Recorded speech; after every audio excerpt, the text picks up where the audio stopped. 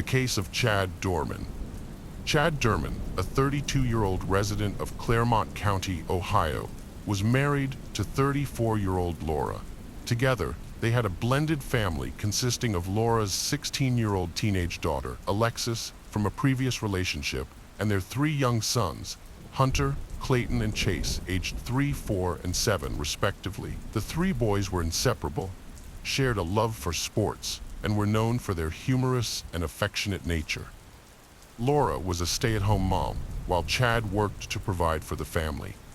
They resided in a modest 3-bedroom, 2-bathroom house in New Richmond, a small town of approximately 2,000 people, situated along the Ohio River in Claremont County. Until tragedy struck, they lived an ordinary and unassuming life. On June 15, 2023, Chad returned home from work earlier than usual and decided to take a nap with his family.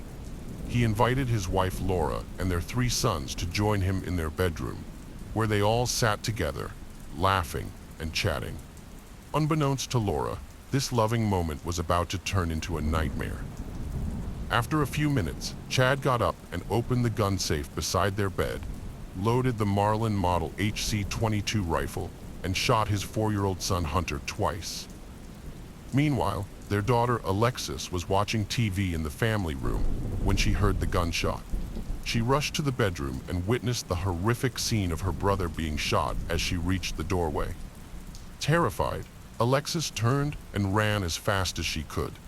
Laura, who was with her children, rushed to help her child Hunter. She then yelled at the other kids to flee and save themselves. Alexis saw the oldest boy running out the wrong door towards a field and shouted at him to keep going. Chad followed him, and moments later, he shot his 7-year-old son Clayton. After Clayton fell to the ground, bleeding badly, Chad stood next to him, seemingly triumphant. Alexis witnessed the entire scene, horrified.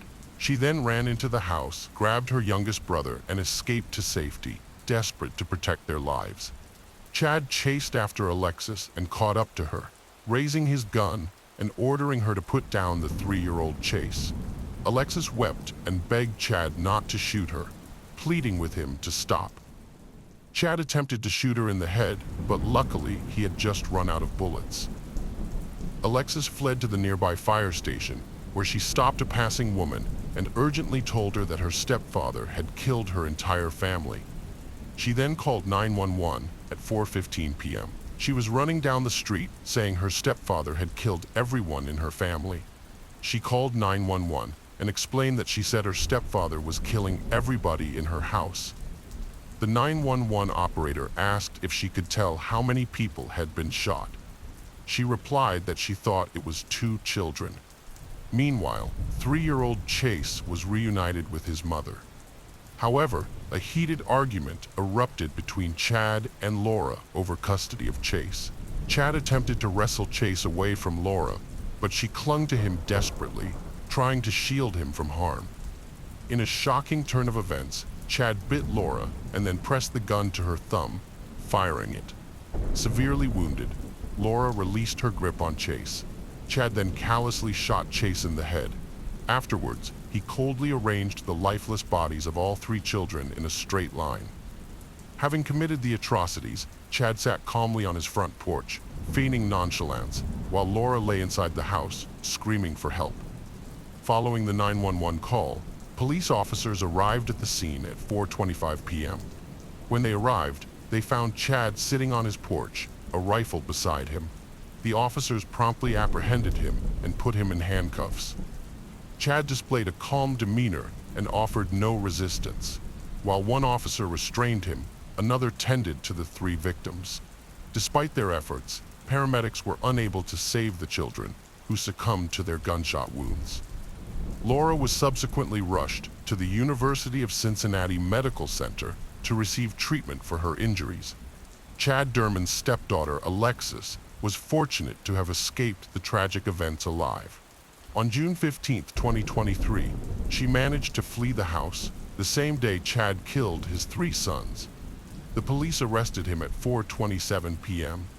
When officers apprehended him, he displayed a surprising calmness and politeness, as if nothing out of the ordinary had occurred. Subsequently, he was taken into custody for further questioning and investigation. During the interrogation, Chad Derman confessed to the police that he had been planning the murders since October 2022. He also revealed to the investigators that he had gone without sleep for 3 to 4 days, overwhelmed by the unbearable thought of killing his own sons. These confessions provided a disturbing insight into his state of mind in the lead-up to the tragic events. The investigation continued, focusing on whether Chad had a history of violent behavior.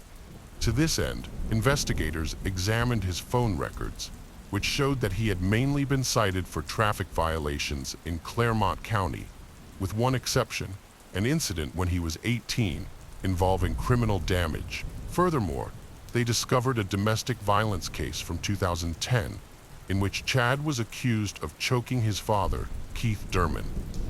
However, the case was eventually dropped when Keith Derman failed to appear in court to testify for the prosecution. These records provided valuable insight into Chad's legal history and his past interactions with law enforcement in the county. During the investigation, a neighbor, Richard Van Kanen, shared his observations with the news channel, stating that Chad was consistently angry, yelling at his wife and kids, and belittling them.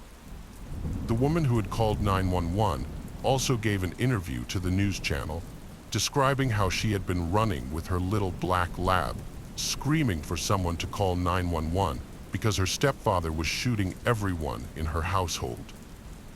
Investigators looked into whether Derman was experiencing financial difficulties. They discovered that he had bought a converted manufactured home on a 3-acre property in 2016 for $75,000 and had been paying his property taxes up to 2023, suggesting that he wasn't having trouble with his mortgage payments.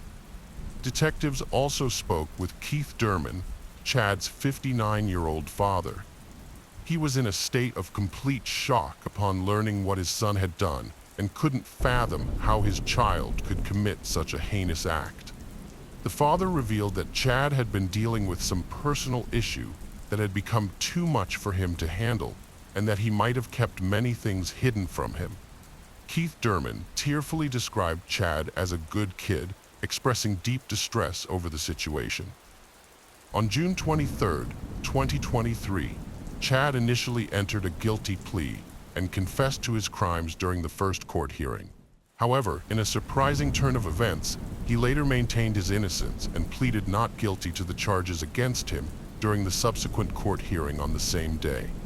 The judge described the case as an evil horror that was impossible to process and incomprehensible cruelty. The tragic events unfolded when the father, who stood before the court, brutally executed his 3 young sons, aged 3, 4, and 7, in his own home using a rifle. David Gast, chief prosecutor of the municipal court in Clermont County, revealed shocking details about the case, stating that Chad had meticulously planned the events. Chad's son had attempted to escape in a nearby field, but Chad chased, caught, and returned him to the yard, where he was brutally killed along with his brothers.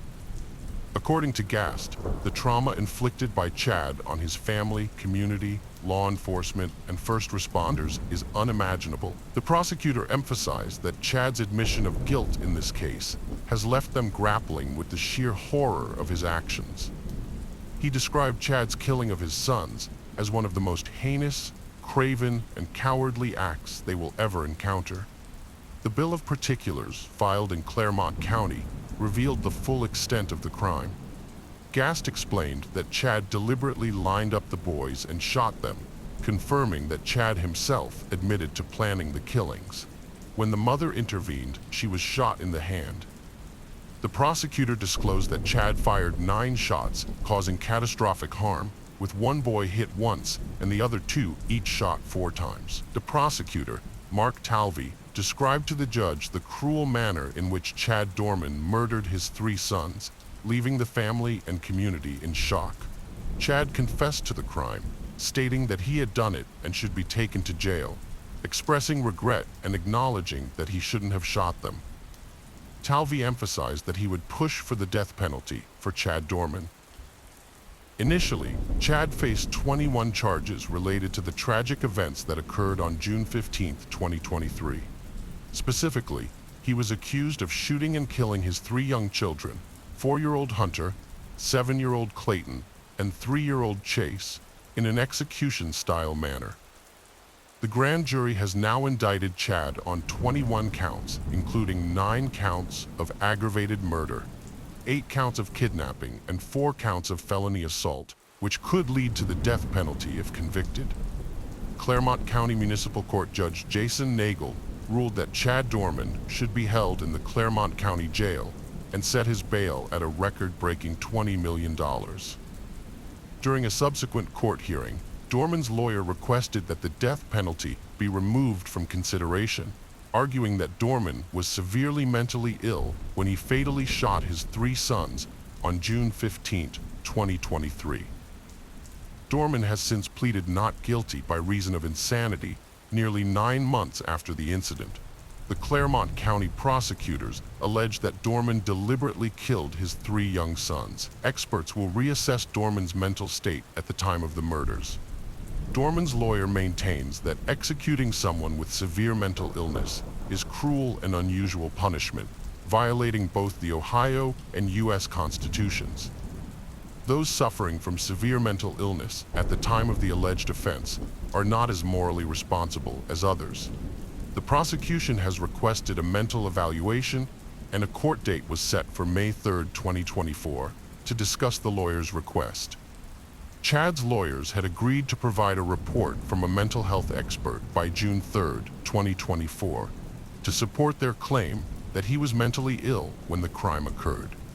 During a March 2024 court hearing, Chad's lawyers contended that the Clermont County Sheriff's deputies failed to uphold his Miranda rights following his arrest. The judge has subsequently ruled that Chad Dorman's confession, allegedly given during his interrogation, will be dismissed this Friday.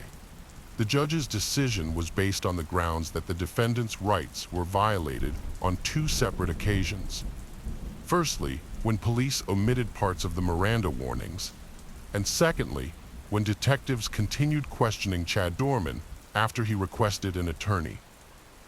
The prosecution called several witnesses, including police officers who responded to the scene, to describe their encounters with Chad. According to prosecutors, almost all of Chad's interactions with the sheriff's deputies and detectives were recorded. The first witness to testify in court was Clermont County Deputy Chad P. Mann, a K-9 handler deputy. Deputy P. Mann stated that he was the first officer to arrive at the scene, and the first thing he noticed was the defendant sitting on the porch near a rifle. After a lengthy court hearing, Judge Richard Fank ruled that the investigators failed to follow proper procedure during Chad's arrest in June 2023, violating his Miranda rights. Chad's lawyers argued that he requested a lawyer at least twice during his 3-hour interrogation, but detectives ignored his requests and continued questioning him. They also claimed that Chad's initial guilty plea was a result of pressure from investigators. The judge's decision stated that the detectives did not fully inform Chad of his rights before the interrogation, making any statements he made during that time inadmissible in future court proceedings. This ruling significantly impacted the trial, limiting the evidence that could be presented against Chad and adding complexity to the legal process, which has heightened public interest in the case. If convicted, Chad faces the death penalty, with his trial set to begin in July. However, this recent ruling may alter the course of the trial. A final court hearing is scheduled for June 14th, just before the anniversary of the incident, and the trial is expected to take place from July 8th to August 2nd, 2024. The motive behind Chad's actions remains unknown. Speculation suggests that he may have been motivated by a belief that his 34-year-old wife was cheating on him, but this is unconfirmed. Earlier, hundreds attended a fundraiser for the victim's family, which the community sees as the least they can do to support them, while the boy's father awaits trial for their murders. A memorial service was held on June 26th at First Baptist Church of Glen Estee to honor the 3 boys. At the family's request, community members wore bright colors. The community is still grappling with the tragedy of the shootings and the loss of 3 innocent lives. Outpourings of support for the family, friends, classmates, and first responders continue to grow, showing no signs of slowing. The case of Sandra Cantu. Sandra Cantu was born on March 8, 2001, in Tracy, San Joaquin County. She grew up in Orchard Estates Mobile Home Park in Tracy, California, living with her mother, grandparents, and 3 older siblings. Although her parents, Maria and Daniel, were separated, the children remained close to their father through regular phone calls. Sandra was a friendly and outgoing child who made friends easily and was well liked by both kids and adults in the neighborhood. She loved playing outside with her friends. On March 27, 2009, Sandra returned home from school around 2 p.m. and was excited to share her day with her family. Later that afternoon, she went out to play with her friends in the neighborhood, as she usually did. Before leaving the house, Sandra changed into her favorite Hello Kitty top and black leggings and hugged her mother. When dinner time approached at 7 p.m., Sandra had not returned home, which made her mother, Maria, anxious. Maria tried calling some of Sandra's friends to see if she was with them, but no one had seen her. As her worries grew, Maria drove around the neighborhood, asking people if they had seen Sandra, but no one had seen her for hours. At 7:53 p.m., Maria made an urgent call to 911 for help. When Maria reported her daughter Sandra missing, the Tracy Police Department responded promptly to the mobile home park. They initiated a thorough search of the neighborhood, questioning Maria about Sandra's clothing at the time of her disappearance. Maria recalled that Sandra was last seen wearing a pink Hello Kitty shirt, black leggings, and Hannah Montana flip-flops. The police then conducted a door-to-door inquiry, speaking with neighbors to determine if anyone had seen Sandra or observed anything unusual in the area. They also displayed Sandra's picture to all residents. The officers demonstrated a high level of commitment to finding Sandra and identifying potential leads, evident in their meticulous questioning of neighbors and dissemination of Sandra's images in the hope of ensuring her safe return. On March 27th, the police were unable to find any trace of Sandra. The following day, March 28th, they sought help from the FBI, launching a massive search operation. This effort involved cadaver dogs, helicopters, and a large team of volunteers dedicated to finding the missing 8-year-old girl. Detectives also showed Sandra's photos to everyone in the area, hoping for any information about her whereabouts. Unfortunately, no one had any leads. The search for Sandra was a traumatic experience for the Tracy community. Dozens of local volunteers joined 230 professional search and rescue personnel from 16 different agencies to thoroughly search the town for any signs of her. The U.S. Coast Guard further assisted the aerial search over Tracy by deploying a C-13 military plane equipped with state-of-the-art cameras. Sandra's disappearance quickly gained widespread media attention. Authorities initially offered a $2,000 reward for information that could help locate her or uncover clues about her disappearance. As her case received significant media coverage, the reward amount was increased to $30,000. The search for Sandra, an 8-year-old Tracy girl, continues this morning. According to investigators, Sandra Cantu went missing after walking away from her home at the Orchard Estates Mobile Home Park in Tracy. One of the estimated 300 volunteers who joined the search over the weekend expressed their hope that Sandra would be found and returned to her family and friends. Sandra is a Hispanic girl, 4 feet tall, and weighs 45 pounds, with brown hair and brown eyes. Surveillance footage shows Sandra leaving the mobile home park around 4 p.m. and returning, but she was last seen walking away again. The key question is, where did she go that last time, and where is she now? The investigation is ongoing, and police urge anyone with information to contact Tracy authorities. Everyone searched for her, but no signs of her were found. Later, detectives examined the security camera footage installed by Sandra's grandfather. The recording showed Sandra leaving her house, heading to the park to play. When she returned, she seemed happy, skipping back home at 4 p.m. But instead of going inside, she suddenly turned and walked down the street towards one of the exits. The footage stopped at this point, leaving her next steps a mystery. This unexpected behavior was concerning, as Sandra usually followed safety rules about not leaving with strangers. The police suspected that someone or something familiar to her might have caught her attention. The investigators' initial suspect was Sandra's father, Daniel, due to his prolonged absence from her life, which was revealed during the police investigation. Additionally, they discovered that Daniel and Maria were engaged in a financial dispute related to custody issues. However, Maria assured the detective that despite their marital problems, Daniel would never be involved in Sandra's disappearance. According to Maria, Sandra had a strong bond with her father, and they got along well.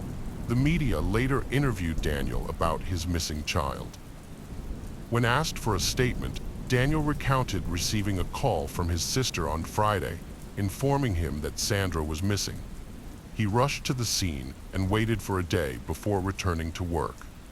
Daniel stressed that the purpose of the interview was to shift the attention away from himself and onto the potential perpetrator, if there was one.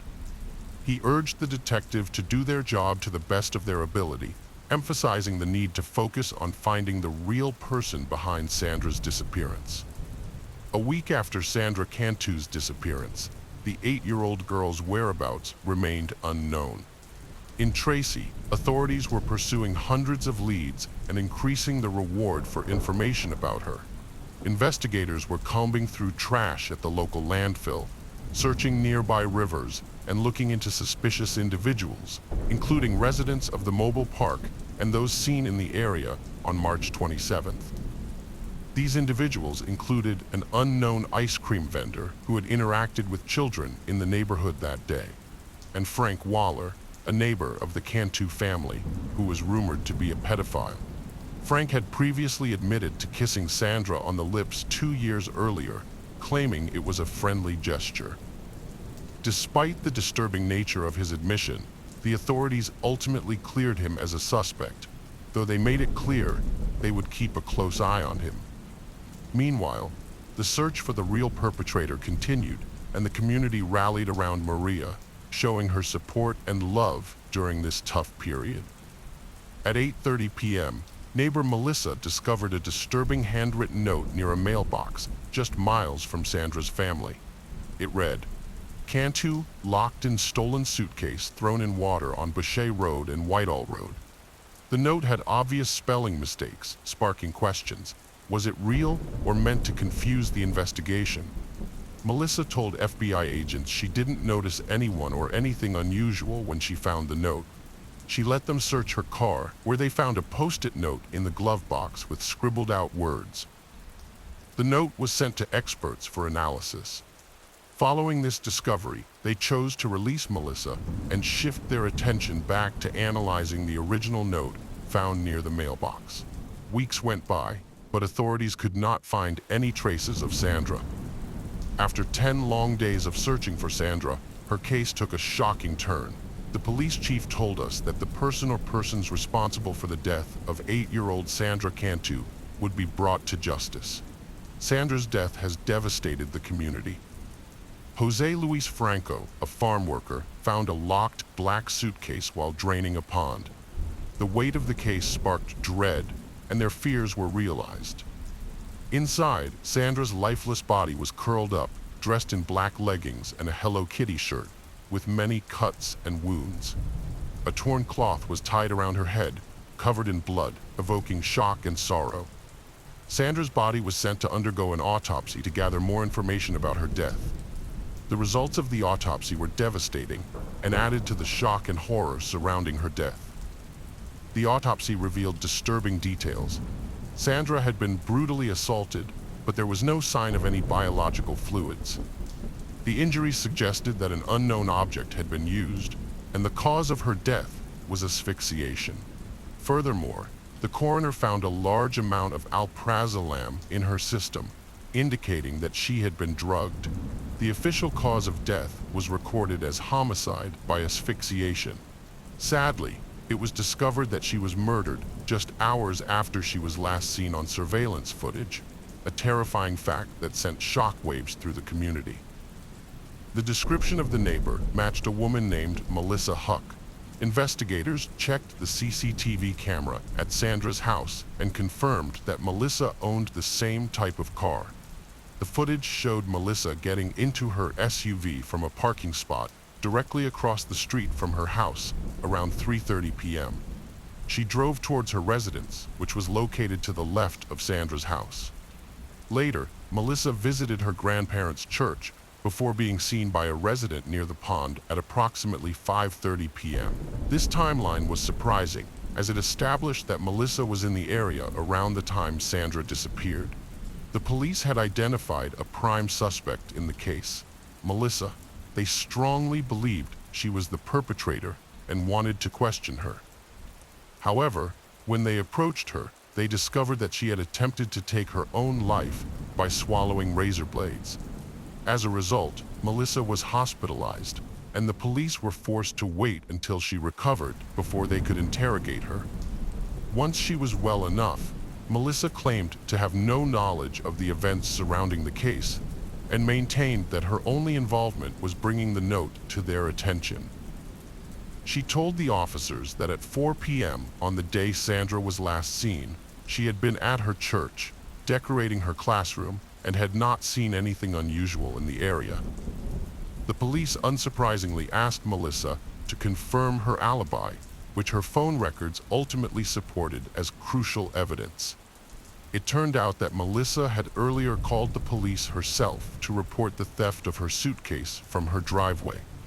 She explained that after learning about Sandra's disappearance, she had even sent Maria a text message telling the police she had been robbed around 4 p.m., although she wasn't sure if that detail was significant. The stolen suitcase proved to be a crucial piece of evidence in the investigation. The black Eddie Bauer suitcase containing Sandra was identical to the one Melissa had reported stolen, which added to its significance. The note Melissa found not only mentioned a suitcase, but specifically referred to a stolen one. Although the authorities had gathered substantial evidence implicating Melissa, they sought additional information. They decided to wiretap her phone and waited patiently for her release from the hospital. 2 days later, when Melissa was discharged from the hospital, the police were stunned to discover that she had called the Canto family. During their conversation, Melissa invited one of Sandra's siblings to her home to play with her supposedly 5-year-old daughter. Responding to her residence immediately, the officers found no children inside, suggesting that Melissa might have been planning to lure another young victim into her house. A second neighbor has come forward with a disturbing revelation.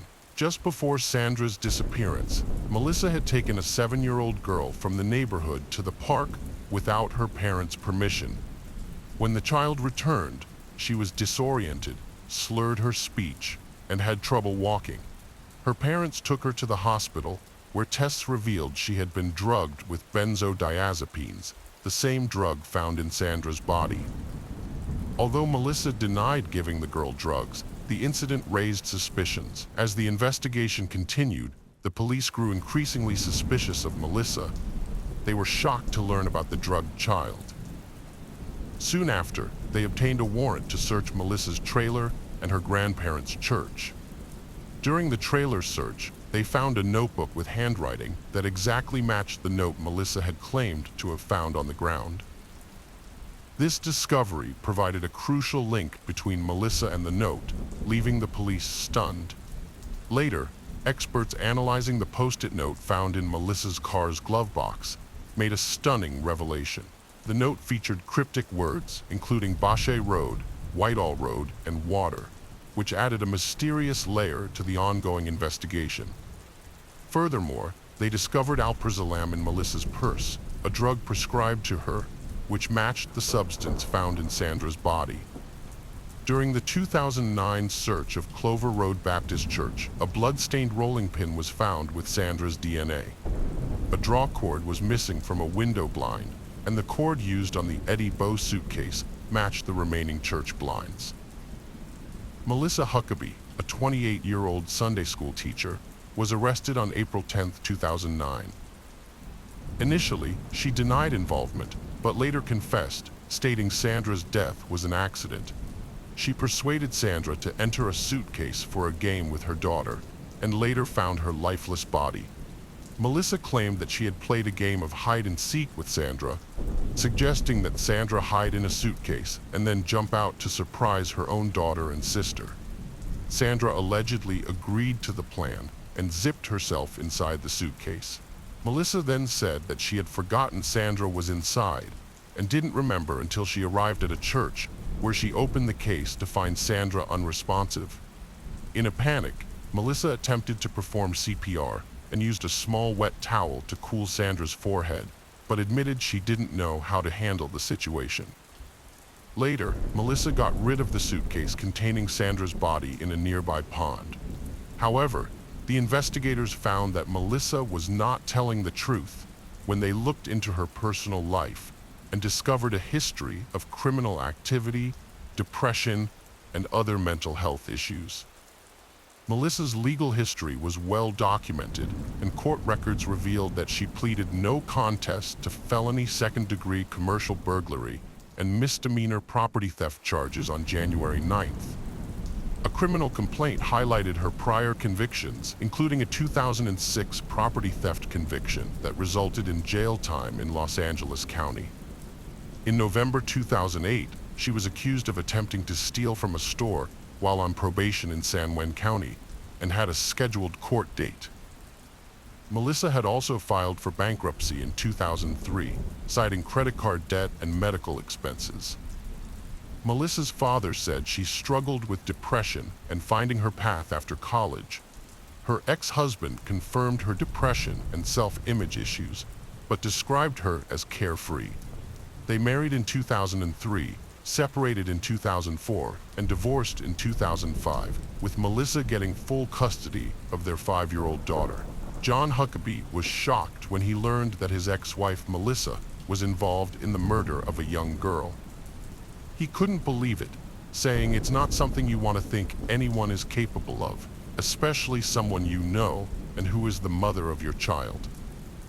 After they separated, Melissa moved to Southern California to live with her parents, which made it difficult for John to see his daughter. During a past custody battle, Melissa had made accusations against John, claiming he was guilty of alcohol abuse and domestic violence, which he strongly denied. John, who had lost touch with Melissa for over 3 years, was now seeking custody of their daughter. He had started a new family, remarrying and having 2 more children. However, the idea of Melissa being involved in the rape and murder of a child seemed impossible to comprehend. At trial, Melissa Huckabee showed emotion when the judge announced her crimes. Throughout, prosecutor Thomas Testa argued Melissa had planned Sandra's murder. He showed surveillance footage of Sandra heading to Melissa's house. Testa claimed Melissa drugged Sandra with juice at a church, then waited for her to pass out before attacking and suffocating her. The prosecutor, Thomas Testa, initially intended to push for the death penalty in the case against Melissa Huckabee because she had not admitted to the horrific crimes. But a turning point came during the trial when Melissa suddenly decided to plead guilty, accepting full responsibility for what she had done. During the trial, Judge Linda Loftus of San Juan County Superior Court questioned Melissa Huckabee to ensure she understood the consequences of pleading guilty. Judge Loftus asked Melissa if she had discussed the matter with her lawyers and if she was certain about giving up her right to a jury trial. Melissa affirmed that she had and reiterated her decision to plead guilty. After completing her questioning, prosecutor Thomas Testa expressed concerns about Melissa's mental health. He highlighted her unusual behavior in prison, including a recent incident where she attempted to harm herself, which raised questions about her ability to make rational decisions. Testa noted that Melissa appeared coherent and rational in court, but he was worried about her mental state in the long run. Melissa Huckabee's guilty plea was a pivotal moment in the case. By admitting her guilt, she brought some closure to the Cantu family, saving them from a long and painful trial. This significant development altered the course of the court proceedings and paved the way for what would happen next in Sandra's case.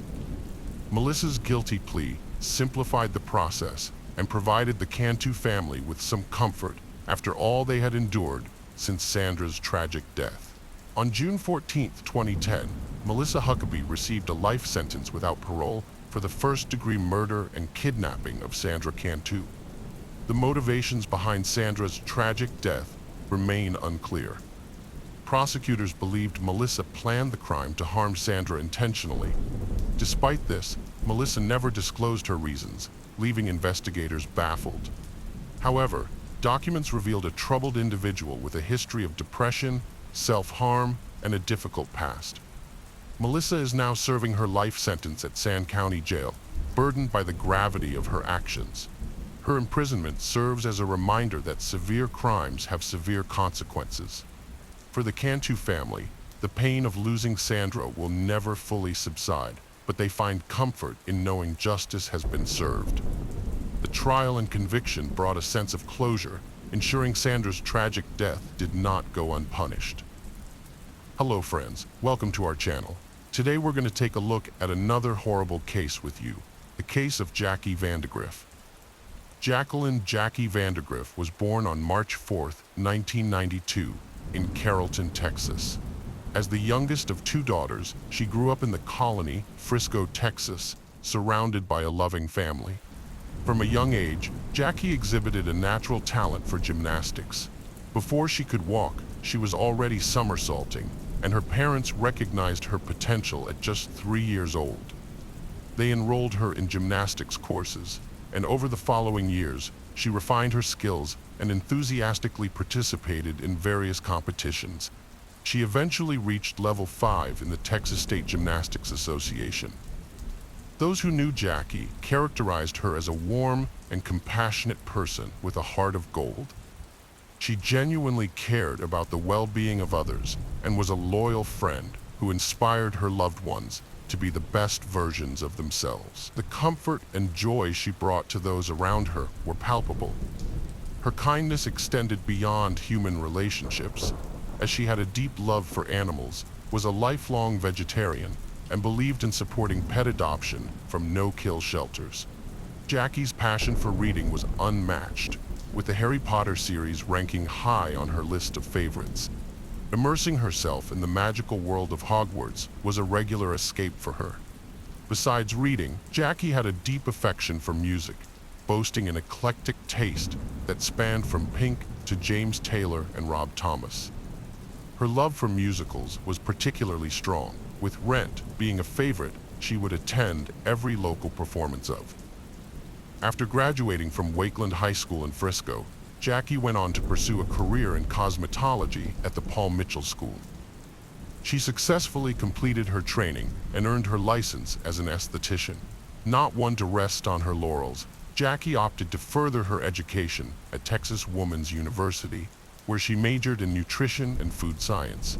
She firmly believed that good nutrition was essential and advocated for everyone's access to proper nourishment. Her ultimate vision was to educate others about the significance of healthy eating, empowering them to make informed choices. Jackie Vandergriff seemed destined for greatness, a college junior on track to achieve her dreams and make a positive impact on the world. However, a chance encounter with an evil person in the summer of 2016 would devastate her life forever. On Wednesday, September 14, 2016, shortly after dawn, a Grapevine Police Department officer in Grapevine, Texas, received a distressing call. The caller reported finding a body near Grapevine Lake. When the officer arrived at the scene, they found a scorched area with a plastic blue kiddie pool containing a badly burned body. The body was charred beyond recognition, making it impossible to determine its identity, age, or gender.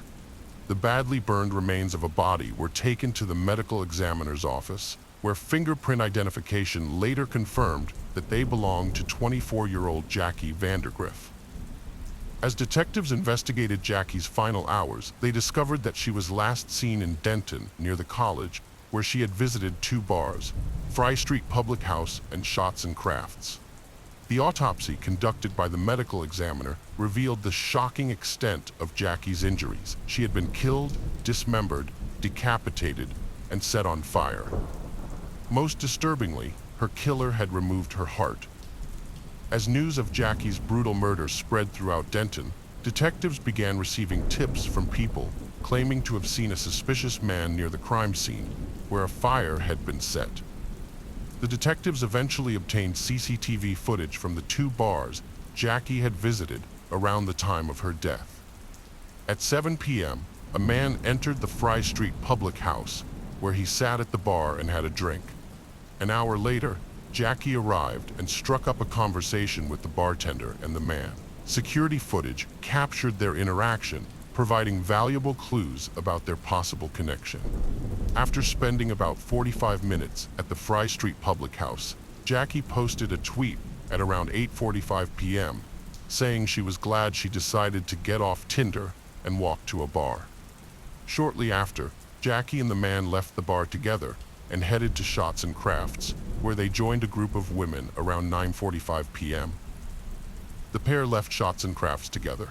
The detectives used CCTV footage to track Jackie and the man she was with, following their journey to the convenience store where the man had parked his car. Jackie was seen getting into the car, and at that point, everything seemed fine. However, this was the last time Jackie was seen alive before her murder. The detectives interviewed the bartender at the Fry Street Public House, where Jackie had gone to apply for a job. The bartender remembered Jackie having a friendly conversation with him and a male customer, but he had no information about what happened to Jackie and the man after they left. The detectives also reviewed security footage from Shots and Crafts, where Jackie was seen with the man and a group of women. One of the women remembered receiving a business card from the man, who was a personal trainer.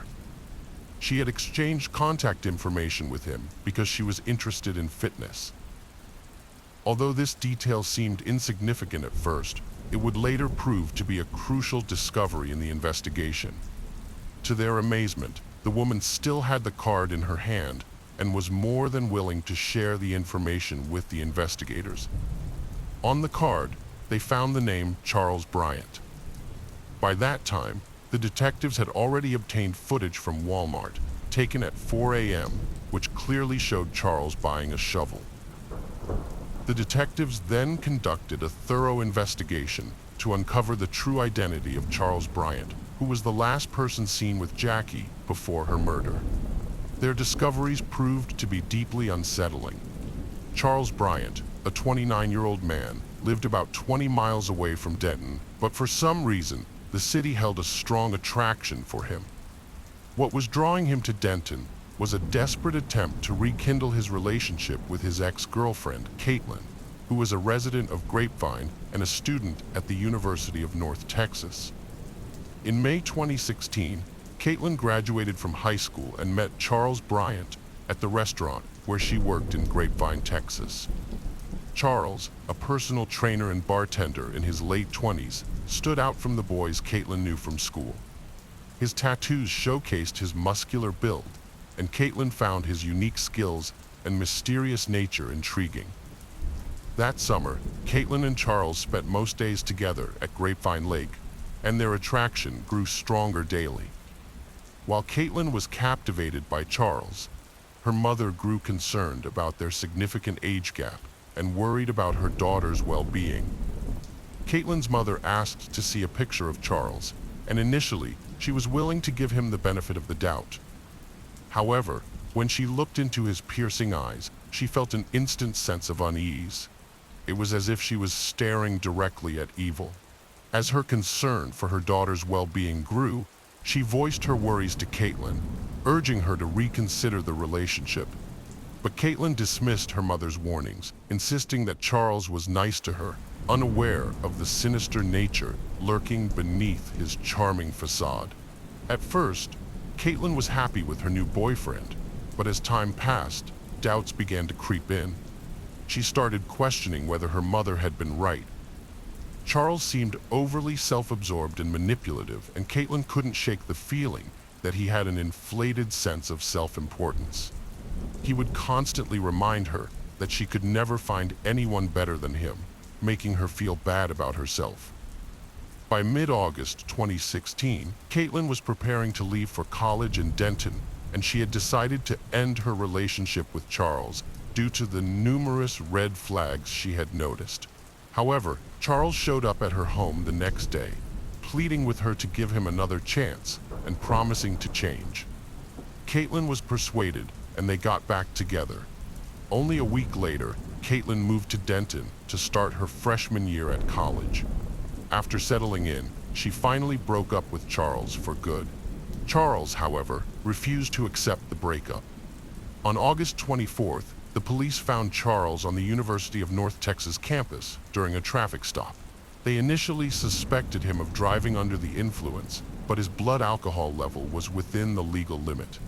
Instead, he was arrested on several outstanding warrants and subsequently released. Charles returned to the University of North Texas several hours later and knocked on Caitlin's dorm room door, which he had surprisingly tracked down. When Caitlin answered, she immediately called 911, and by the time the officer arrived, Charles had already disappeared. The officer questioned Caitlin, who explained that she had ended their relationship due to Charles' abusive behavior and the way he spoke to her. As a result, the officer issued Charles a temporary no trespass order, prohibiting him from entering the UNT campus. Despite this, Charles was undeterred and determined to find ways to reach Caitlin, despite the restrictions. On August 31st, Charles coincidentally encountered Caitlin on her first day at a new job. Recognizing him, Caitlin asked Charles to leave. She then scheduled a meeting with her manager to discuss the situation and request that Charles be barred from entering the business premises. However, the manager regretfully informed Caitlin that he lacked the authority to grant her request. This incident ultimately forced Caitlin to quit her job. Despite her best efforts to avoid him, Charles was more determined than ever to confront Caitlin. He was hell-bent on exacting revenge and causing her even more harm. The vicious cycle of fear and intimidation continued, driven by Charles's all-consuming obsession, putting Caitlin's life in constant danger. Meanwhile, Caitlin's decision to stay on campus at the University of North Texas worried her mother sick. Her mother begged her to return home, where they could keep her safe, but Caitlin was adamant that she was safe in her dorm room. She felt secure within the university's walls. On September 6th, a terrifying incident shook Caitlin to her core when Charles suddenly showed up at her dorm on campus. As he pounded on her door, Caitlin's worst fears took over, and she hid in her roommate's closet. From her hiding place, she could hear Charles coaxing her to come out, claiming he had something for her. Her darkest fears began to materialize, and her mind raced with frightening scenarios of what Charles might have planned for her. Caitlin was terrified for her life, so she made a quick decision and called 111 from inside the closet, speaking in a whisper because she was afraid Charles could hear her. The dispatcher asked her to speak up several times, but Caitlin was too scared to talk clearly. No matter how hard the dispatcher tried, Caitlin's voice was barely loud enough to be heard because she was so frightened. The police arrived soon, but Charles had already run away. However, he left a creepy reminder that he had been there, flowers, and a 2-page handwritten letter addressed to Caitlin. The letter had disturbing messages that made the young woman even more afraid. Just a few minutes after the incident, the police caught Charles outside the campus, dressed in exercise clothes, as if he had been jogging. As a student, he was arrested for trespassing and released on bail a few hours later. Despite Caitlin's efforts to cut off all contact with Charles by blocking him on her phone, email, and social media, he kept finding new ways to reach her. Charles created multiple accounts to make sure he could still communicate with her. Recognizing that Charles's behavior had become increasingly threatening, the police intervened to help Caitlin obtain a protective court order. The very next day, she formally filed a petition for the order, which granted her legal protection against further harassment. However, despite his first arrest, Charles continued to attempt to contact Caitlin. These unwanted communications led to his second arrest for stalking, as he repeatedly violated the terms of the protective order. It was his third arrest within 2 weeks of his second arrest.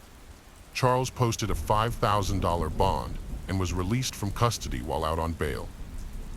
Charles Bryant went to Fry Street, a location where Caitlin frequently spent time. Although there was only circumstantial evidence, detectives were certain that Charles had met Jackie Vander Griff there, possibly linking him to Jackie's murder. However, no physical evidence existed.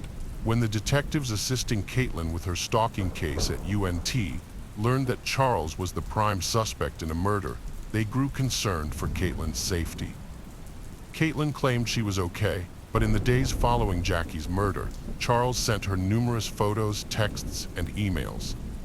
On September 18th, the police took Charles into custody for violating Caitlin's protective order.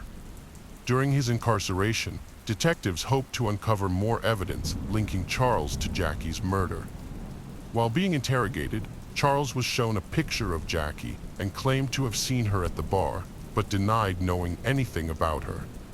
Concurrently, a search warrant was executed at Charles's residence. The search yielded a large military-style knife and a Texas Woman's University purse, which was identified as Jackie's school purse. Additionally, the search team found a kiddie pool that had gone missing from Charles's backyard, matching the one where Jackie's body was discovered. The detectives sought the expertise of a seasoned professional who had worked with prolific killers, including the Texas Rangers. This expert was knowledgeable about the mentalities of individuals like Charles, aware that they often have a strong urge to discuss their crimes. When the interview started, Charles claimed to have no memory of Jackie. However, the expert suspected he was hiding something. The expert thought Charles knew more about Jackie's fate than he was letting on. To build trust, the expert created a relaxed atmosphere, making the conversation feel like a casual chat between friends at a bar. The expert suggested possible scenarios, trying to see if Charles would react or take the bait. They portrayed Jackie as the one who had led Charles on, causing frustration. Throughout the conversation, the expert used different tactics to gauge Charles's reactions. However, this approach was risky. If the expert pushed too hard or seemed insincere, they might lose Charles's trust and harm the investigation. So, the expert had to find a balance, staying friendly while trying to get Charles to reveal the truth. During an interview, an expert closely watched Charles's responses and body language to gain insight into his character. The expert pretended to help Charles recall the events surrounding Jackie's admission, but in reality was conducting a brief memory test. To the expert's surprise, Charles' story changed slightly during the test.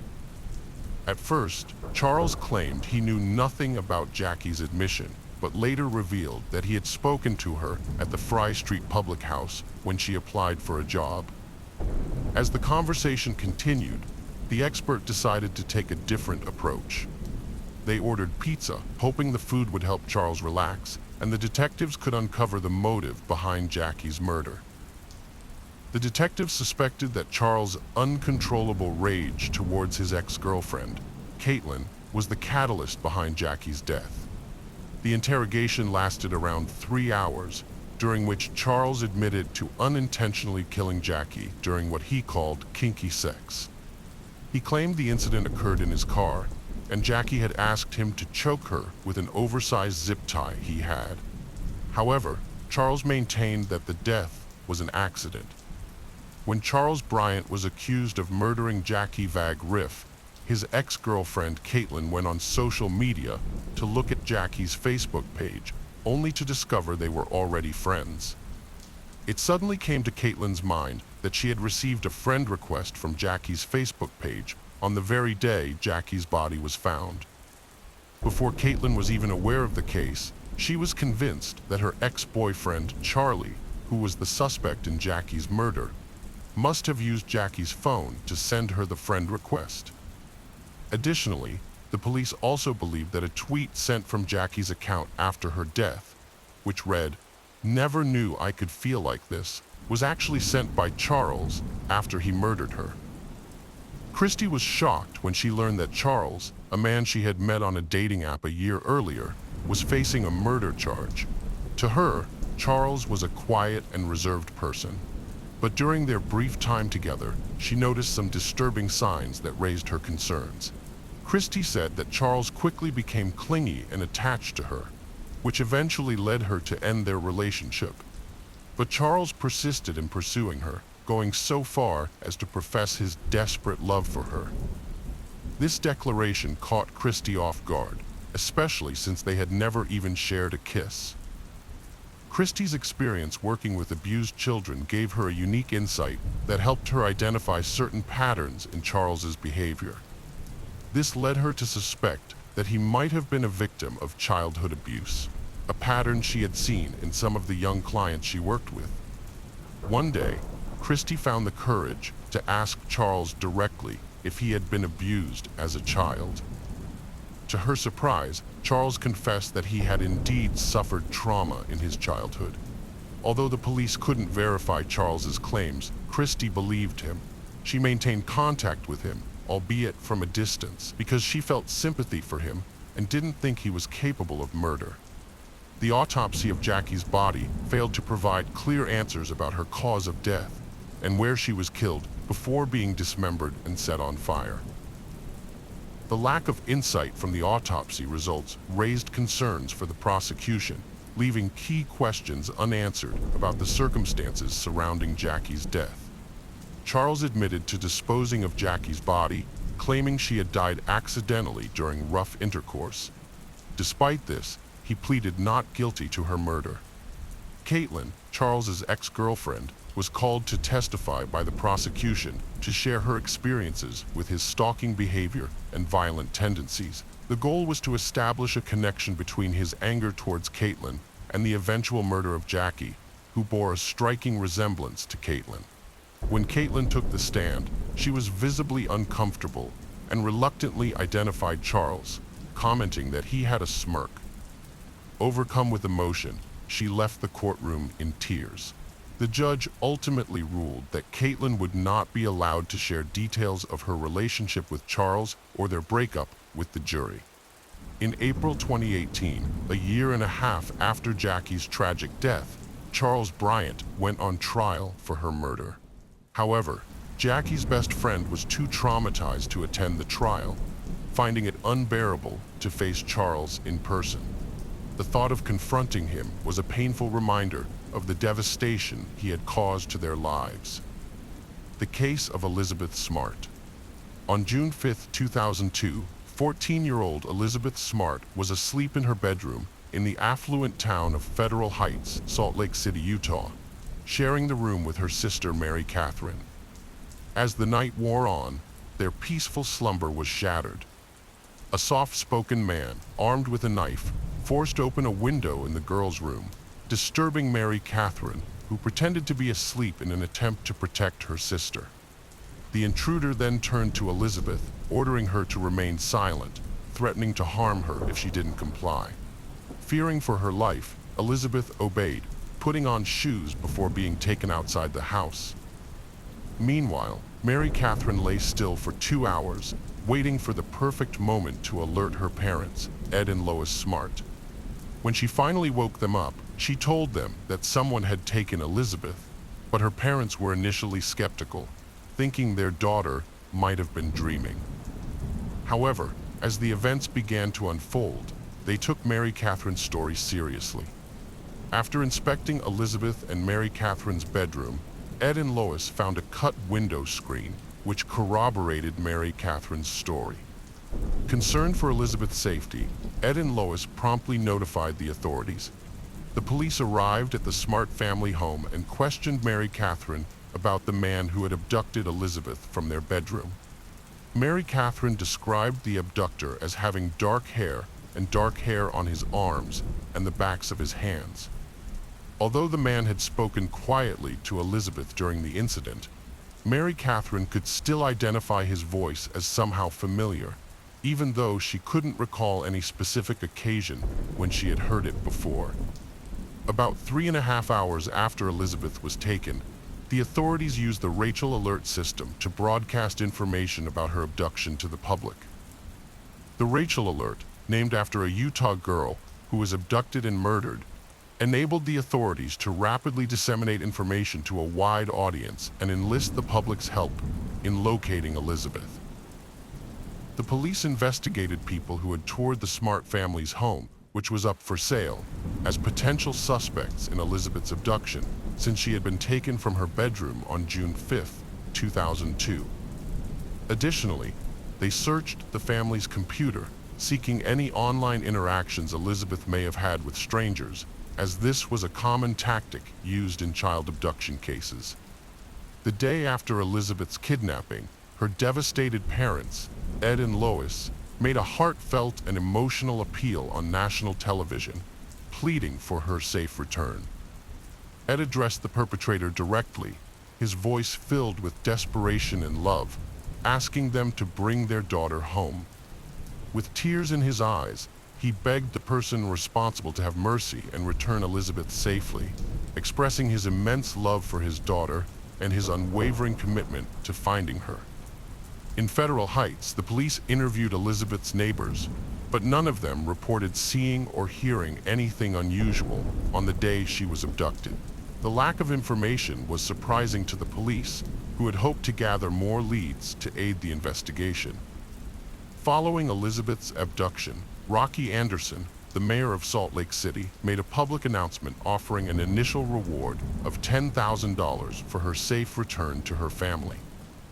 This amount was later increased to $250,000. A massive search effort was launched, with nearly 12,200 volunteers joining Elizabeth's family and friends to look for her. However, at a news conference, the police admitted that despite receiving thousands of tips, their progress in the case was limited. The authorities in Salt Lake City solicited assistance from other police departments statewide, but lacked crucial evidence, such as a vehicle description, to pursue significant leads. As a result, the investigation into Elizabeth's disappearance stagnated, causing frustration among law enforcement officials. Captain Scott Atkinson of the Salt Lake City Police Department publicly stated that all individuals were still suspects in Elizabeth's abduction, while reaffirming that her family was not the primary focus of the investigation. A volunteer searching for Elizabeth reported a suspicious man to the police after spotting him in a wooded canyon.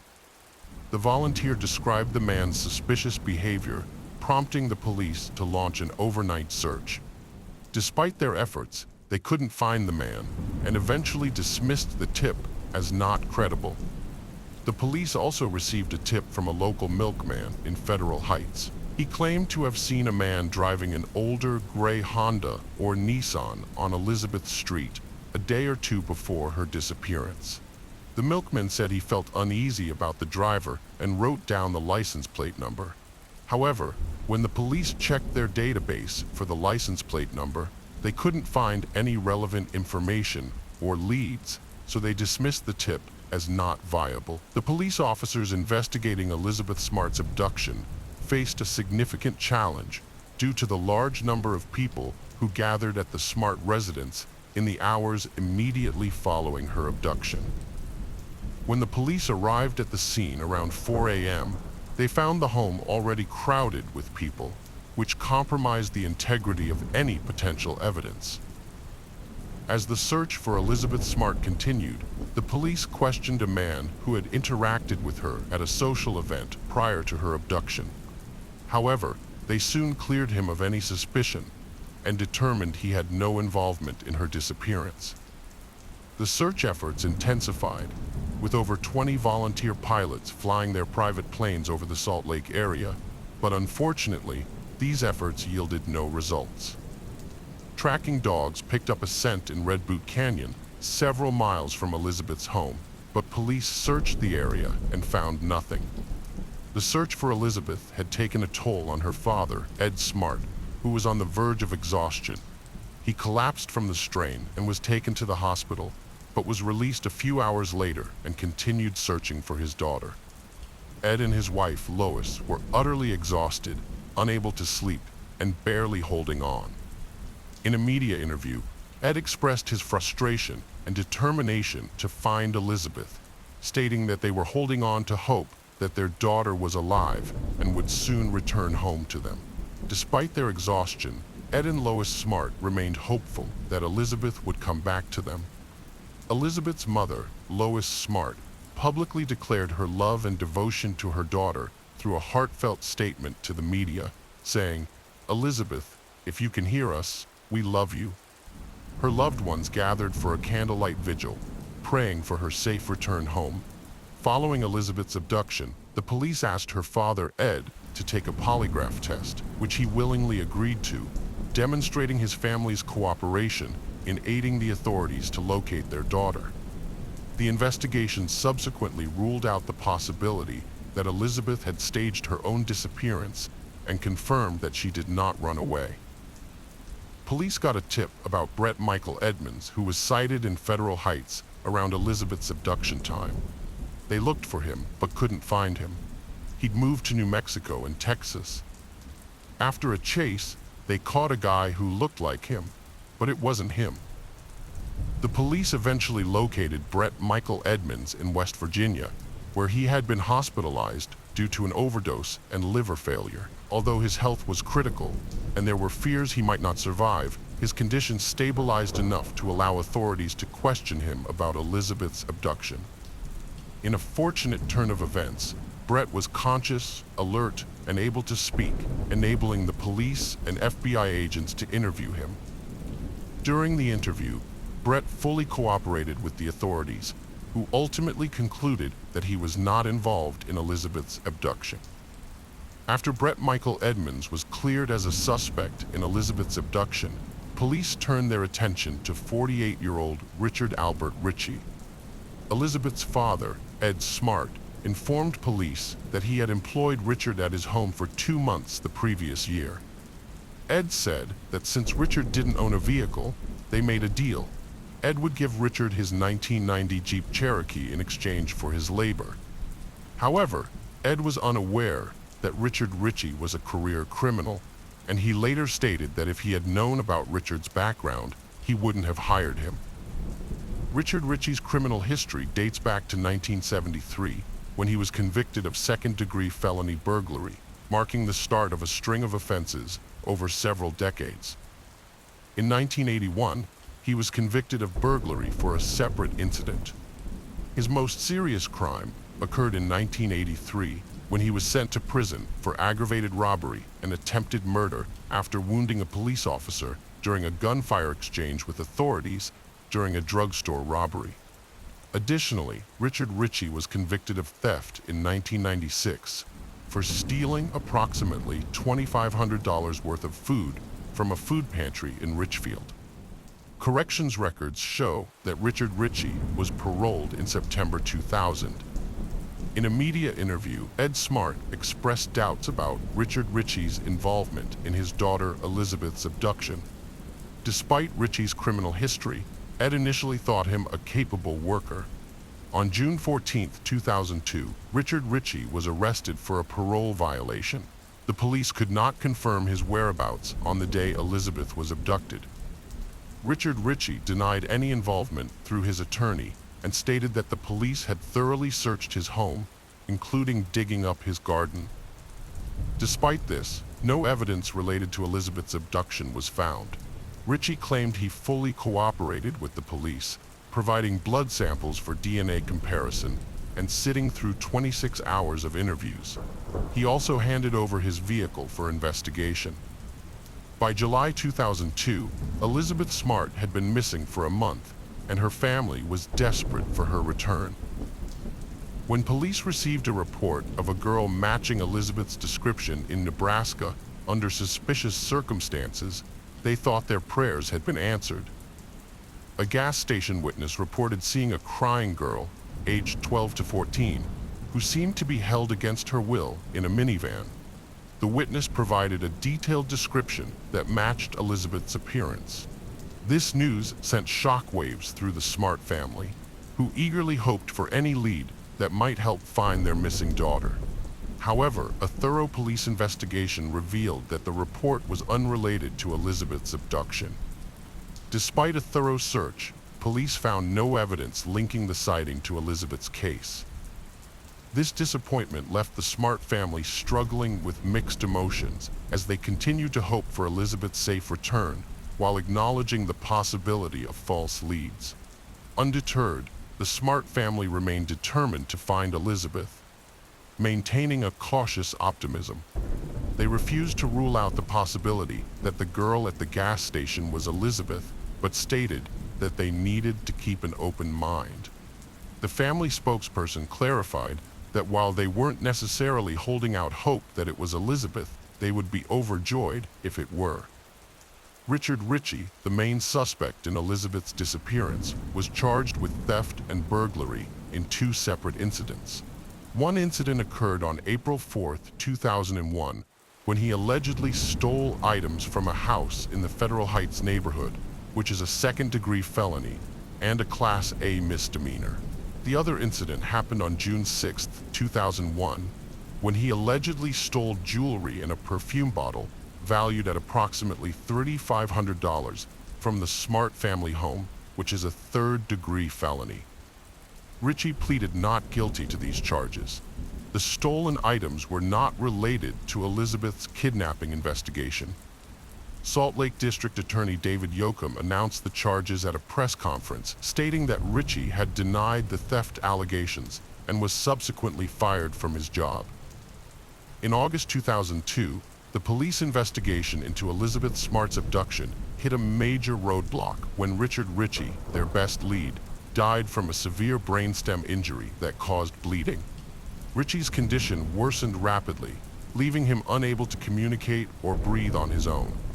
His family made the painful decision to take him off life support in a last-ditch effort to save his life. Although doctors operated to remove a blood clot from his brain and relieve pressure on his brainstem, the damage was too extensive and their efforts were in vain. Despite this setback, the authorities persisted in their search for Elizabeth Smart's abductor. However, Ritchie's death posed a significant obstacle to the investigation, undermining confidence in other leads and hindering progress in the case.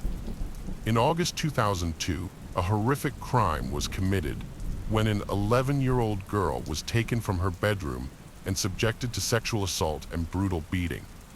The severity of her injuries was appalling, with every bone in the middle of her face broken, as revealed by hospital doctors. She required surgery, but sadly, her condition remained critical after the attack. The police investigation led to the arrest of Javier Sickler, a close friend of the girl's father, who was charged with aggravated burglary, aggravated assault, and attempted murder. Javier Sickler claimed that he remembered knocking on the front door of the victim's home, but alleged that he lost consciousness afterward. Despite initial similarities with the Elizabeth Smart abduction case, the police established that Javier Sickler was not involved in her kidnapping. As the search for Elizabeth Smart dragged on, the police began to explore unconventional approaches. They consulted psychics, individuals claiming to possess extrasensory perception that could uncover clues about her location. One tip from these psychics suggested that Elizabeth might be buried in a crypt in the foothills above Salt Lake City.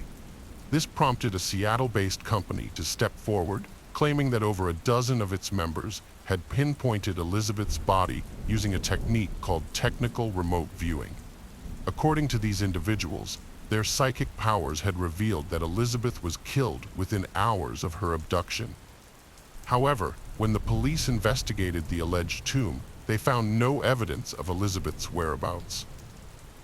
In November 2002, Walter Kenneth Holloway was arrested after claiming to be the kidnapper of Elizabeth Smart and demanding a $3 million ransom from her parents, Ed and Lois Smart.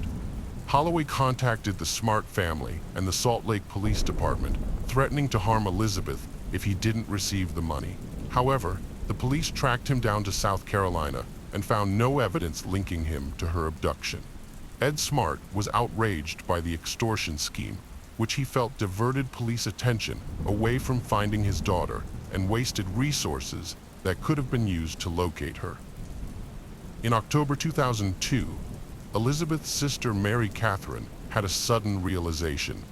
The voice of the abductor was identical to that of Emmanuel, an unemployed man the family had briefly hired to work on their roof and rake leaves in their yard. Although the police were initially skeptical, due to the short duration of Emmanuel's employment with the family, the long delay between the abduction and Mary Catherine's revelation, and her limited exposure to the abductor's voice, the family decided to have a sketch artist draw Emmanuel's likeness based on their descriptions. The resulting sketch was finally released in February 2003 and received widespread media attention, featuring on prominent television shows such as Larry King Live and America's Most Wanted.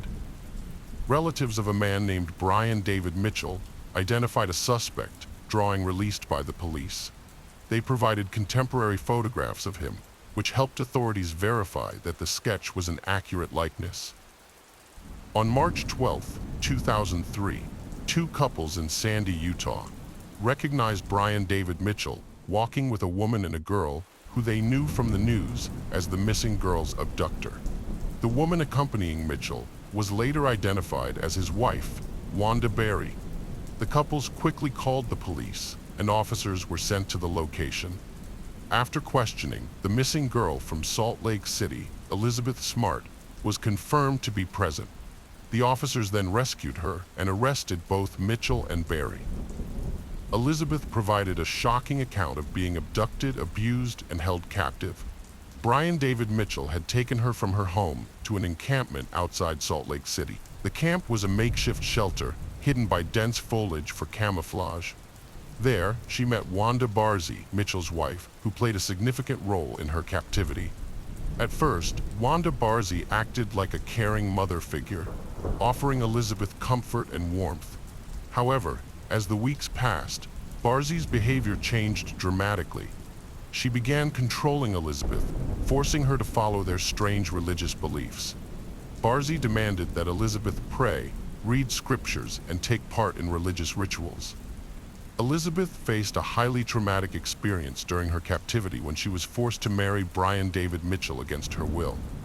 Wanda Barzy threatened her with physical harm if she refused to comply with their demands. The wedding ceremony, which Mitchell pretended was a symbol of eternal love, was actually a sham with no legal validity, serving only to reinforce Brian David Mitchell's control over Elizabeth. After forcing Elizabeth into marriage, Brian David Mitchell began assaulting her. He claimed he was a Davidic king, tasked by a higher power to kidnap virgins to fight the Antichrist, as a justification for his actions. During her captivity, Elizabeth suffered unimaginable abuse, including being chained to a tree with a metal cable that severely restricted her movement and prevented her from escaping. In addition to physical restraint, Elizabeth was also subjected to psychological manipulation. She was forced to take the new name Esther, inspired by the biblical figure, which symbolized the loss of her identity and the control exerted over her by Brian David Mitchell and Wanda Barzy. Elizabeth was repeatedly sexually assaulted by Brian David Mitchell, leaving her traumatized and fearful. She was also forced to look at explicit magazines, further worsening her trauma and degradation. Throughout her ordeal, Elizabeth was constantly threatened with violence and even death, leaving her in a perpetual state of fear and anxiety. To weaken Elizabeth's resistance, Mitchell frequently forced her to consume alcohol and take drugs, exploiting these substances to break down her defenses and make her more susceptible to his control. The constant intoxication left her disoriented, vulnerable, and disconnected from reality, making it easier for her captors to commit their atrocities. Moreover, Elizabeth was subjected to starvation and fed scraps by her captors. After her rescue, Elizabeth described Wanda Barzee as the most evil woman she had ever encountered. Following years of legal proceedings, Wanda Barzee pleaded guilty to all charges related to Elizabeth's abduction and was sentenced to concurrent 15-year terms in state and federal prison in 2016. Her federal imprisonment was eventually terminated, and she was transferred from the Federal Medical Center Carswell in Fort Worth, Texas, to the Utah State Prison in Draper, Utah, to begin serving her state prison sentence. Elizabeth Smart spoke out against the release of Wanda Barzee in September 2018, despite which Barzee was still set free. At the time, Smart, an advocate for child safety, expressed concern that Barzee still posed a threat to others, citing her lack of remorse and signs of rehabilitation. The controversy surrounding Barzee's release drew media attention and highlighted ongoing concerns about the parole of convicted criminals. After years of legal battles, Brian David Mitchell was sentenced to life imprisonment for kidnapping Elizabeth Smart. During the hearing, Elizabeth addressed her kidnapper directly, delivering a powerful and emotional statement. She described the pain and trauma he had inflicted, telling him that the 9 months in captivity had taken an irreplaceable part of her life. Despite this, Elizabeth showed remarkable resilience and determination, vowing to lead a good life despite the darkness he had brought into her life. Her words reflected her strength and determination to overcome her challenges. The case of Jamie Melgar. Sandra Melgar often lies in her small prison cell, reflecting on the unexpected turns her life has taken. She never thought she'd become a widow and a suspect in her husband's murder. It's unbelievable that a year and a half after his death, a grand jury indicted her, and nearly 5 years later, a jury convicted her based on circumstantial evidence alone, with no clear motive or physical proof linking her to the crime. At 59, every day since her husband's passing has been a living nightmare. In a recent interview, Sandra said that she still catches herself thinking she'll go back home. Her blue eyes were red and puffy as tears streamed down her pale cheeks. She mentioned wanting to tell him things, forgetting he's gone. It doesn't feel like he's really gone. It's like he's temporarily away or on a trip. She added that she tries not to dwell on it, before pausing tearfully. Sandra has been incarcerated at the William P. Hobby Unit, a women's prison in rural Texas, for the past 10 months. Despite her circumstances, she has managed to stay connected with her friends and family, many of whom remain convinced of her innocence. She regularly talks to her daughter, Elizabeth Liz Melgar Rose, although the noisy prison atmosphere and her soft voice often make their conversations difficult. Sandra also keeps in touch with her friends through letters, and they update her on her Pomeranian, Lola, who was present at her house on the night of the incident. Most weekends, Liz's mother, Sandra, gets to spend a couple of hours with a rotating group of friends and family, thanks to the efforts of one of her closest friends who coordinates these weekly visits. Liz acts as her mother's strongest advocate, taking it upon herself to speak on her behalf and passionately discussing what she sees as a grave injustice that has taken a devastating toll on her mother's life, depriving her of both her husband and her own freedom. Sandra is haunted by the memories of the fateful night of December 23, 2012, when her husband met his tragic end. Her inability to recall the events of that night has sparked suspicions among investigators who find it suspicious. Despite this, Sandra remains resolute in her assertion that she did not commit the crime. As Sandra lies in her prison cell, her thoughts often wander back to the evening she and Jamie had celebrated their 32nd wedding anniversary on December 23, 2012.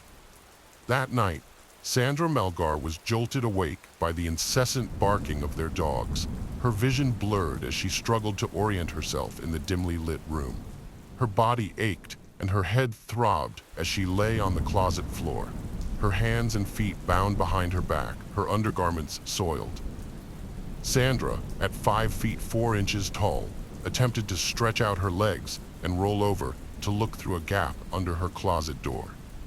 However, her bindings and the 2 hip replacements she had undergone restricted her movement. Even if she could manage to free herself, a chair had been placed in front of the door to block her access, with the door handle inaccessible from the outside. Inside the bedroom closet, Sandra's husband of 32 years, Jamie Melgar, lay dead, with 31 stab wounds on his hands and chest. The previously white walls of the closet were now stained with blood, and a gray telephone cord had been used to bind his feet together. A medical examiner's report confirmed that Jamie's injuries were all defensive wounds, indicating that he had fought back against his attacker rather than trying to escape. A particularly vicious blow had almost severed his right thumb, which likely caused the extensive blood spatter found in the closet and bedroom. The bedroom was in disarray, with dresser drawers open and contents scattered everywhere. Clothes, books, and pill bottles littered the floor. Sandra's black purse and red wallet had been rummaged through, and their contents were spread out on the blood-stained white comforter. A small white medic stool at the foot of the bed had bloodstains on it, suggesting it had been used as a makeshift surface for the attacker's knife. The back of a nearby wooden chair was also stained with blood. In the jacuzzi bathtub, where Sandra and Jamie had celebrated their 32nd wedding anniversary the night before, several items bore witness to the tragic events. These included a white blouse, a green towel, and a silver chef knife with a 6-inch blade, all stained with blood droplets. The police later identified this knife as the murder weapon, which had been used just hours before the horrific events unfolded. Sandra and Jamie had been celebrating their 32 years of marriage with a romantic dinner at their favorite Mexican restaurant. They had planned to continue their celebration in a relaxing way, with a jacuzzi session accompanied by candles, cocktails, strawberries, and whipped cream. Even after more than 3 decades together, their love for each other remained strong, as Sandra would later tell the authorities. The couple's journey began during their senior year at Lamar High School.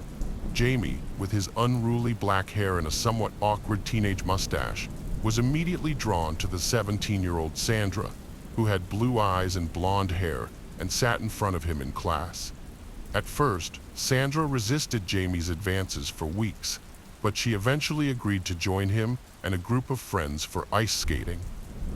Unbeknownst to her, Jamie had orchestrated the whole event, and when she arrived, only Jamie and his best friend were there. The others had mysteriously disappeared. Jamie's charming nature, humor, and penchant for corny jokes eventually won Sandra over.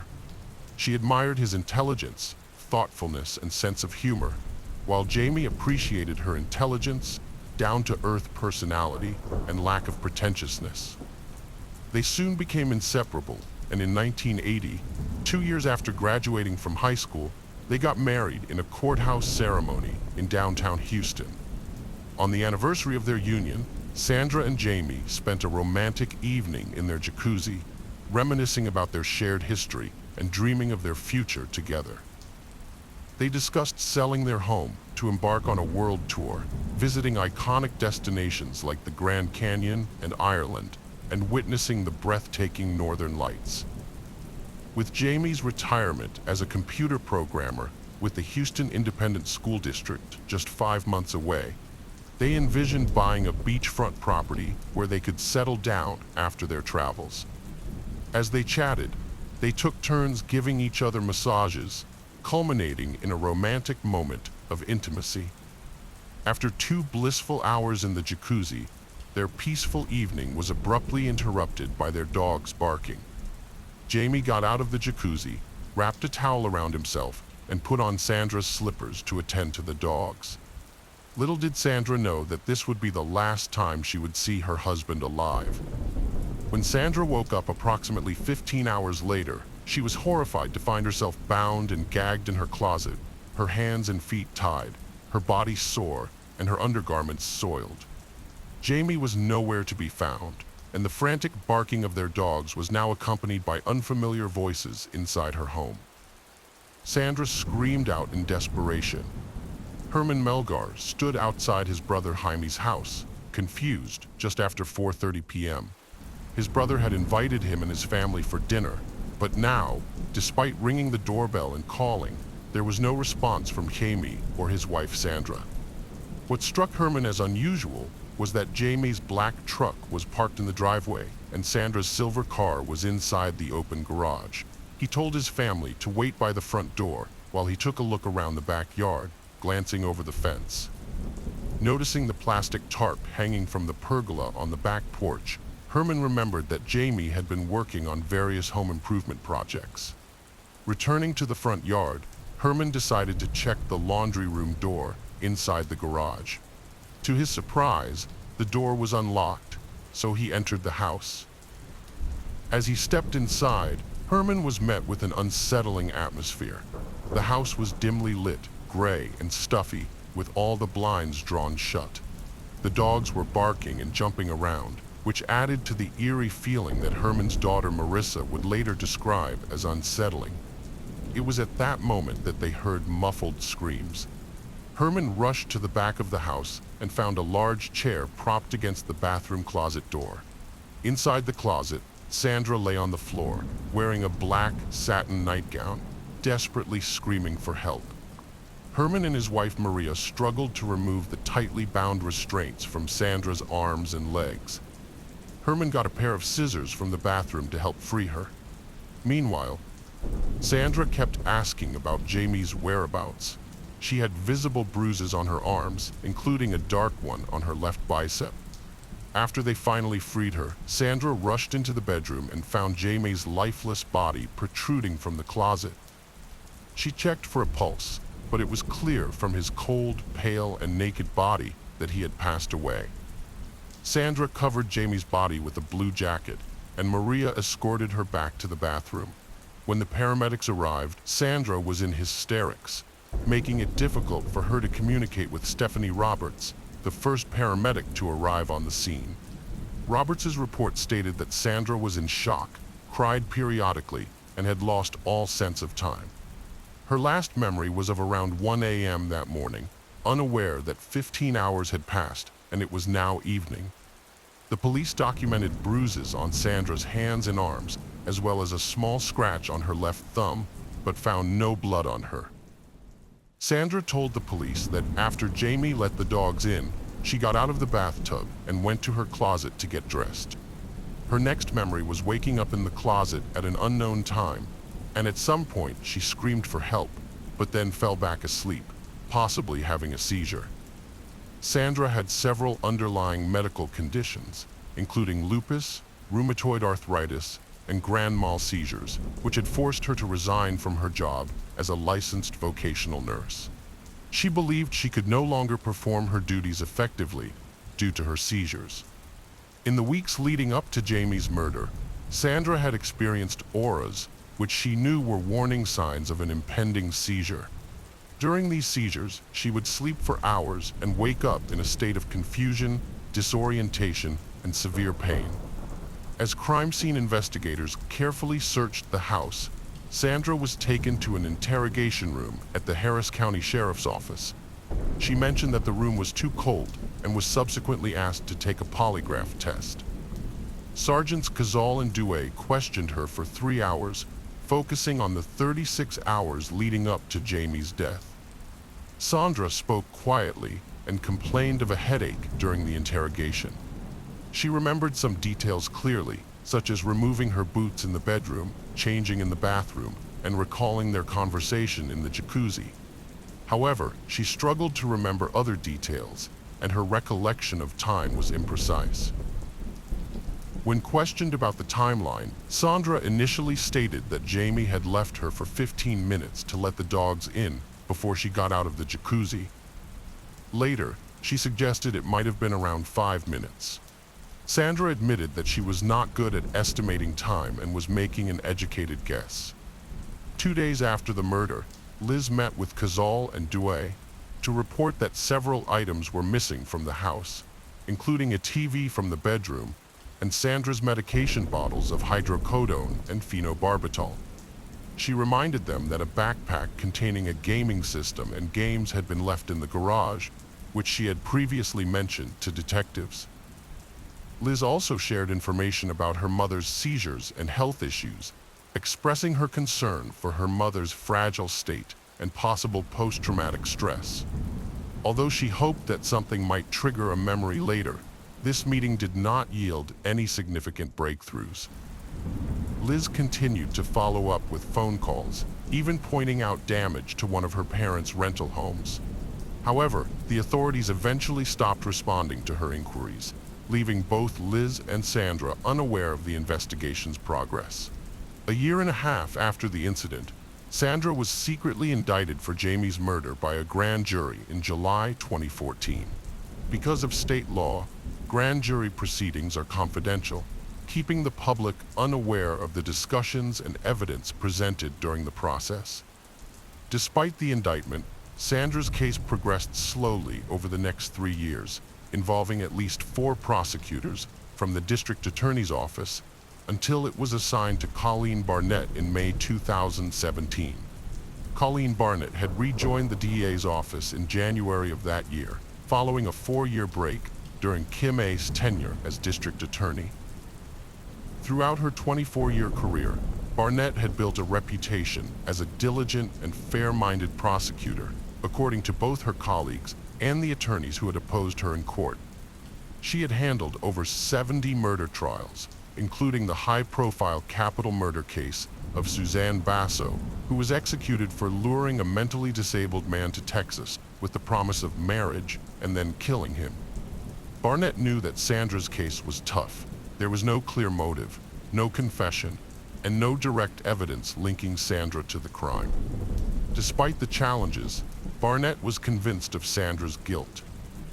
During the 13-day trial that began in August 2017, Barnett presented Sandra as a cold-blooded killer who carefully planned Jamie's murder, luring him into their bedroom with the promise of sex. Barnett told the jury that Sandra had used a gray telephone cord to tie Jamie's feet, then fatally stabbed him from chest to neck.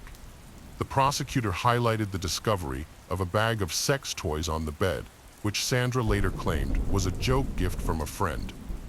Although Barnett couldn't exactly say why Sandra did it, she offered several possible motives, including Jamie's life insurance policy with HISD and Sandra's alleged desire to end their marriage. However, as a Jehovah's Witness, Sandra's religion did not allow divorce. Sandra's attorney, George Ma Sechrist, a well-established and respected legal expert, presented a contrasting image of the seemingly fragile woman sitting at the defense table. According to Sechrist, Sandra was a victim of investigators who had jumped to conclusions, forming a theory within 2 hours of arriving at the crime scene.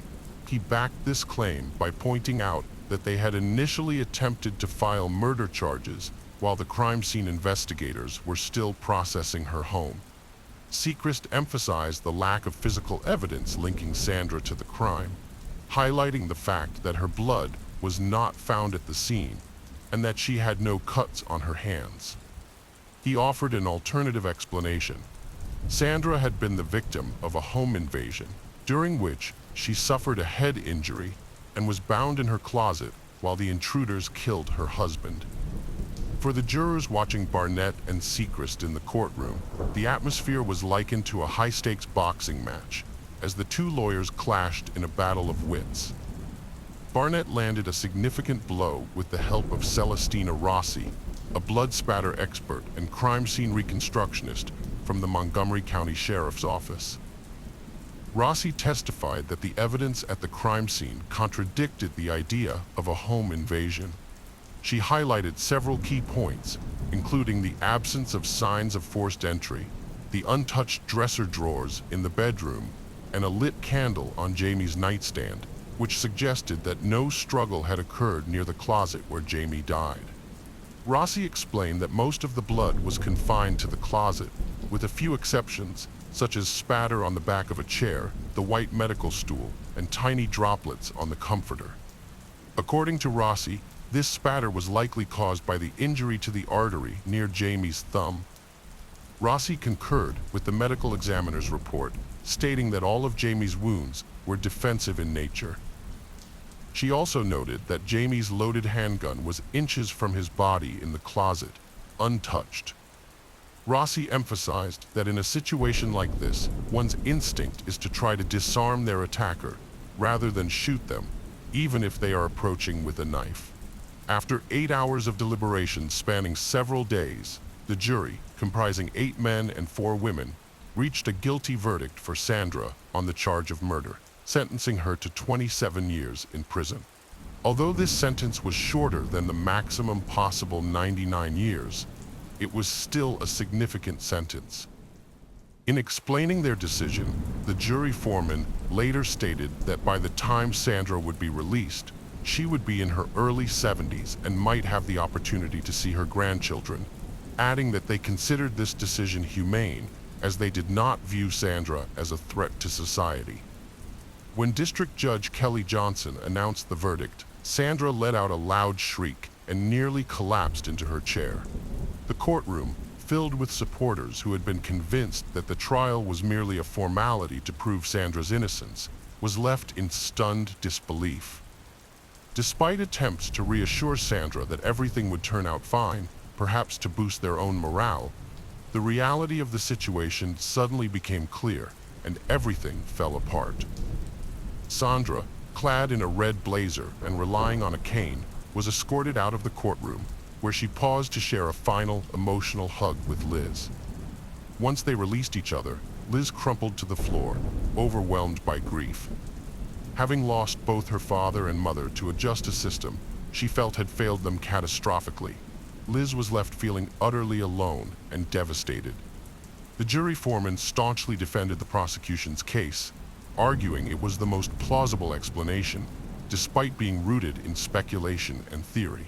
He highlighted the discrepancies in Sandra's account and questioned the legitimacy of her alleged seizure that night.